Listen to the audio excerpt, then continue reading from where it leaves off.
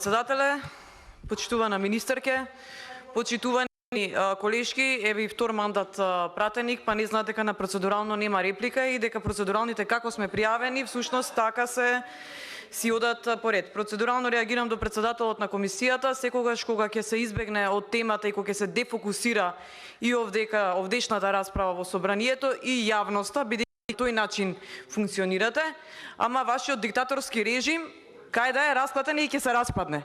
Затоа немој да ги применувате тие методи. Видете, вие во 27 април се крстите.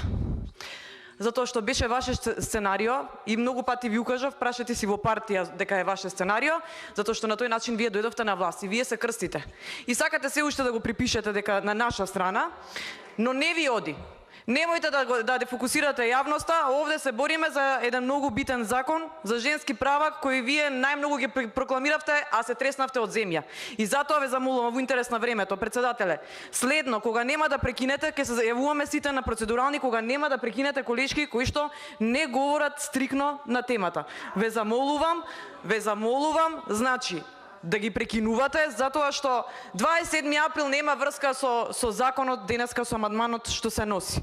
Така да, немојте да манипулирате и да правите дефокус повторно. Секогаш кога се случуваат големи лоши работи во општеството, вие што ги креирате и ги реализирате, секогаш правите дефокус. Нема да ви успее. Ви благодарам.